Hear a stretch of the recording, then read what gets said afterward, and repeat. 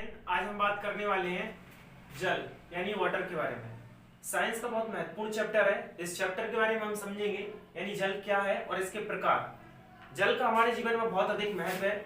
जैसा कि हमने रहीम जी के दोहे से भी सुना होगा, रहीमन पानी राखिए बिन पानी सब सून, पानी गए ना उबरे मोती मानस चून।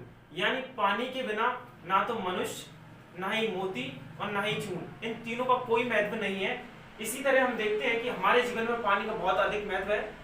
मनुष्य की बॉडी में लगभग जो है 65 से 70% जल की मात्रा होती है।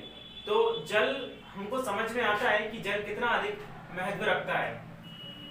जल एक अकार्बनिक यौगिक है। अकार्बनिक यौगिक जिसमें कि कोई भी कार्बन नहीं है, और यौगिक यानी जो दो तत्वों पदार्थों से मिलकर बना होता है उसे यौगिक कहते हैं। जल रंगहीन, गंधहीन और स्वादहीन होता है। हीन का यहाँ पर अर्थ है नहीं, यानी इसमें ना तो रंग होता है, ना ही गंध होती है और ना ही कोई स्वाद होता है। तीसरा, इसका जो घनत्व होता है जल का वो 4 डिग्री सेंटीग्रेड पर अधिक यानी सबसे अधिक होता है मैक्सिमम। इसके अलावा जल के जो प्रकार हैं वो 4 प्रकार हैं, जिसमें कि आसुत जल यानी डिस्टिल्ड वाटर है, दूसरा मृदु जल यानी सॉफ्ट वाटर है, तीसरा कठोर जल, कठोर जल यानी आपका हार्ड वाटर, जिसमें कि 2 प्रकार हैं, एक स्थायी कठोरता, दूसरी अस्थायी कठोरता। चौथा है हमारा हैवी वाटर जो कि भारी जल है। तो इन चारों प्रकारों को हम एक एक करके समझेंगे कि किस तरह से ये अपना जो महत्व है वो रखते हैं और किस तरह से ये चारों जो जल के प्रकार हैं वो अलग अलग हैं। इनमें पहला प्रकार जो हम आसुत जल अभी पढ़ रहे हैं जिसमें डिस्टिल वाटर इसको बोला जाता है, दूसरा मृदु जल जिसको सॉफ्ट वाटर। तो इसमें हम देखते हैं कि आसुत जल जो होता है वो एकदम शुद्ध होता है, जिसमें किसी प्रकार की कोई भी अशुद्धि नहीं होती, ये H2 फॉर्म में होता है। केमिस्ट्री की भाषा में अशुद्ध उसको बोला जाता है जिसमें किसी प्रकार की कोई भी अशुद्धि मिलाई जाती है, जैसे कि सॉल्ट वगैरह या फिर इसके अलावा धूल के कण या फिर और भी पार्टिकल्स। इसके अलावा इसमें 0 पार्टिकल पर मिलियन यानी 1 मिलियन पानी के कणों में जो कोई भी पार्टिकल नहीं होता है। तीसरा, इसको जो है आसवन विधि से हम प्राप्त कर सकते हैं। आसवन विधि क्या है कि आसवन विधि में एक बर्नर होता है, बर्नर के ऊपर फ्लक्स रखा होता है जिसमें अशुद्ध जल रहता है। अशुद्ध जल जैसे कि उसमें सॉल्ट वगैरह मिला हो, इसके अलावा और भी अशुद्धि मिली हो जैसे कि उसमें कैल्शियम, सोडियम वगैरह। फिर क्या होता है कि इस बर्नर को जो है जलाते हैं, जलाने के बाद ये पानी जो होता है वो गर्म होता है, गर्म होने के बाद ये वाष्प के रूप में जो है ऊपर जाता है पानी। बाकी जो अशुद्धि रहती है वो नीचे तली में बैठ जाती है और पानी जो होता है वो वाष्प के रूप में ऊपर जाता है और यहाँ कंडेंसर से होकर गुजरता है।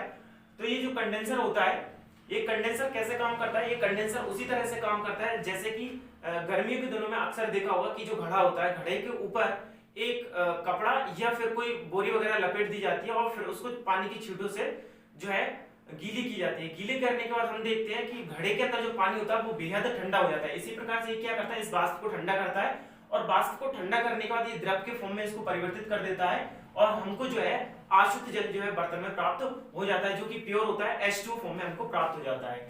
फिर इसके बाद इसका जो उपयोग होता है वो बैटरी के पानी, आपने देखा होगा कि बैटरी में जो पानी डाला जाता है वो आसुत जल ही होता है। कई लोग उससे बहुत ज्यादा डरते हैं, बोलते हैं कि ये एसिड है, इससे जल जाएंगे।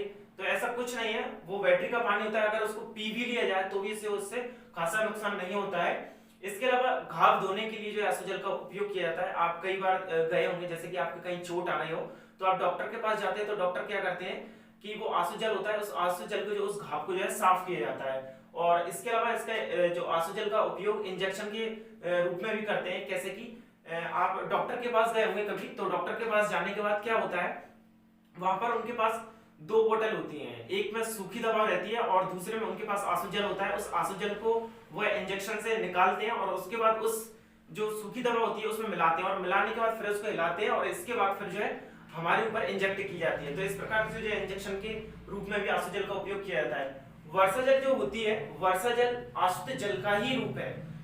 तो इसमें ये आसुत जल का कैसा रूप है, इसमें क्या होता है कि यहाँ पर ये बर्नर जो है अशुद्ध जल को गर्म कर रहा था यहाँ पर, तो वहां पर वर्षा जल में क्या होता है, समुद्र जल को सूर्य गर्म करता है, गर्म करने के बाद वो वाष्प के रूप में ऊपर जाता है, यहाँ पर भी वाष्प के रूप में ऊपर जा रहा है, संघनन क्रिया होती है और वहां से जो है उस वाष्प को द्रव बूंदों में परिवर्तित कर देता है। यहाँ पर भी ये संघनन कंडेंसर जो है इसको द्रव बूंदों में परिवर्तित कर देता है और फिर वर्षा के रूप में हमको वो पानी प्राप्त होता है। तो यहाँ पर भी जो है हमको आसुत जल प्राप्त हो जाता है। तो इस प्रकार से जो है वर्षा जल भी जो होता है ना वो आसुत जल का ही रूप है। लेकिन इसमें क्या होता है कि इसमें 250 पार्टिकल पर मिलियन यानी 1 मिलियन पानी के कणों में जो है 250 पार्टिकल उपस्थित रहते हैं। आपने कई बुजुर्गों के मुंह से सुना होगा कि बरसात जो होती है पहली बरसात में नहीं नहाना चाहिए। तो पहली बरसात में नहीं नहाने का वही कारण है कि जब वो वर्षा जल होती है तो उसमें क्या होता है, ऊपर वायुमंडल में कुछ अशुद्धियां रहती है। अशुद्धियों में जैसे कि उसमें धूल के कारण और भी पार्टिकल्स जो रहते हैं तो वो उसी के साथ आ जाते हैं, जिससे कि हम बीमार पड़ सकते हैं। तो इसीलिए कहा जाता है कि पहली बरसात में नहीं नहाना चाहिए। इसके अलावा दूसरा है मृदुजल यानी सॉफ्ट वाटर। जो सॉफ्ट वाटर होता है वो पीने योग्य पानी होता है। इसमें 150 पार्टिकल पर मिलियन जो है पानी के कणों में उपस्थित रहते हैं। ये H2O प्लस कैल्शियम, मैग्नीशियम और जो है सोडियम इसमें मिला हुआ है। यानी अशुद्ध जल जो होता है उसी में यदि हमारे लिए उपयोगी जो तत्व होते हैं उनको मिला दिया जाए तो उसी को मृदुजल बोलते हैं, जो कि पीने योग्य पानी होता है। यानी H2O के साथ कैल्शियम, मैग्नीशियम और सोडियम जैसे तत्व जो हमारे शरीर के लिए उपयोगी हैं तो उसी को हम जो है मृदुजल कहते हैं। दूसरा, ये साबुन के साथ झाग बनाता है। साबुन के साथ झाग कैसे बनाता है?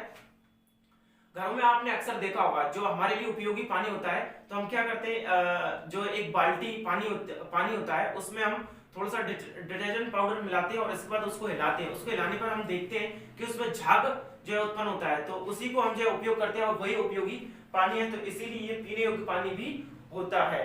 अभी फिलहाल में मैं इस वीडियो को यहीं पर समाप्त करता हूँ। पार्ट 2 में लेकर आऊंगा मैं कठोर और भारी। अभी ये फिलहाल मैंने आपको पार्ट 1 कंप्लीट कराया है, तो अगली वीडियो में हम जो है कठोर जल और भारी जल को पढ़ते हैं। तब तक के लिए जय हिंद।